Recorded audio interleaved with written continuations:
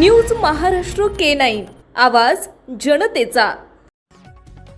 भोंदूबाबा अशोक खरातच्या राजकीय कनेक्शननं मोठी उलथापालथ झाली आहे। अजून एकही राजकीय बळी गेला नसला तरी खरातचं सिंडिकेट मोठे असल्याचं तपासात समोर आलंय। काही नेते मंडळींची नावं समोर आली आहेत, त्यांचे खरात सोबतचे व्हिडिओ आणि फोटो समोर आलेत, पण प्रत्येक जण आपला आणि त्याचा कोणताही संबंध नसल्याचा दावा करतोय।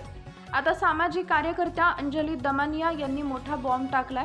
भोंदू खरातला कुणाचे सर्वाधिक फोन कॉल झाले, कोणत्या नेत्यांशी तो किती वेळ बोलला आणि कोणत्या नेत्याला कितीदा फोन केले, तर त्याला कोणत्या नेत्यानं किती वेळा फोन केला, दोघांमध्ये किती वेळा बोलणं झाले याची इत्थंभूत माहिती अंजली दमानिया यांनी बाहेर आणली आहे। त्यांनी कॉल डिटेल रेकॉर्ड जाहीर केलाय। एका लग्न समारंभानिमित्त त्या चंदीगडला आहेत। त्यांनी त्याविषयीची माहिती समाज माध्यमांवर व्हिडिओ शेअर करून दिली आहे। रुपाली चाकणकरच नाही तर अनेक नेत्यांनी अशोक खरात याला कॉल केले असं सामाजिक कार्यकर्त्या अंजली दमानिया यांनी जाहीर केलंय।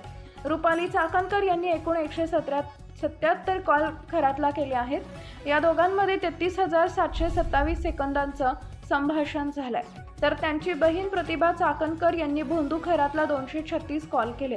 राज्याचे उपमुख्यमंत्री यांचे 17 कॉल आहेत। एकनाथ शिंदे यांचे सर्वात जास्त संभाषण 21 मिनिटांचे आहे। या 17 कॉलमध्ये 10 इनकमिंग 7 आउटगोईंग कॉल्स आहेत। अशा व्यक्तीसोबत एकनाथ शिंदे यांचे 17 कॉल झाले, तर ते कशा संदर्भात झालेत आणि त्यांनी ते सांगणं गरजेचं आहे असं दमानिया यांनी म्हटलंय। चंद्रकांत पाटील आणि सुनील तटकरे यांचे प्रत्येकी 8 कॉल आहे।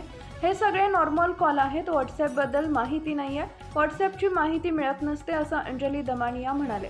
अनेक माहिती या संस्था पुढे असतात, पण सर्वसामान्य जनतेपुढे ती माहिती यायला हवी म्हणून मी हे सर्व काही सांगतेय।